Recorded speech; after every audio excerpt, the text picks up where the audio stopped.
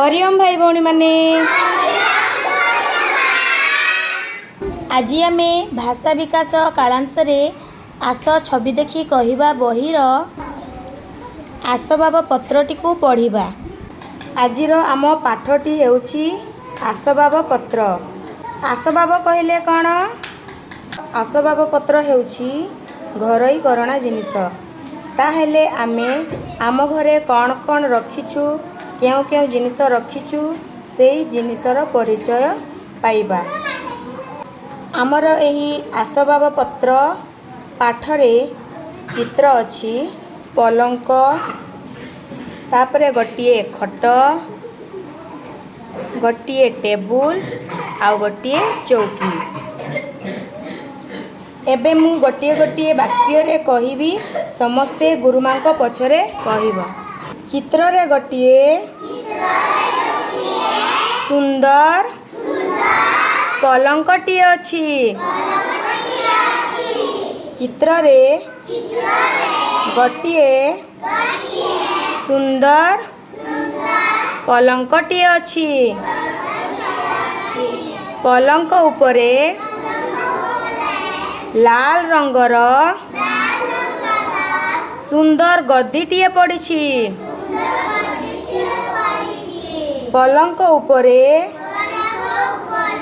लाल रंगर सुंदर गद्दीटीए पड़िछि। पाखरे खटटीए अछि। पाखरे खटटीए अछि।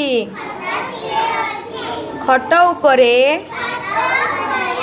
चादरटीए रखा होइछि।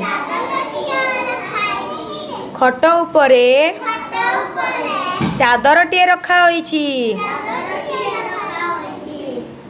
खट पाखरे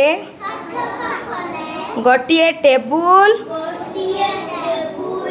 ओ गोटिए चौकी अछि। खट पाखरे गोटिए टेबुल ओ गोटिए चौकी अछि। जानी पारिल समस्ते? एबे मु समस्त को पचारिबी, तुम माने कहब छविटी रे एटा कौन? पलंक। Very good. पलंक ऊपर कौन अछि? गद्दीटी अछि। Very good. पाखरे कौन अछि? खट ऊपर कौन रखा हैछि? खट पाखरे कौन अछि? टेबुल पाखरे कौन अछि?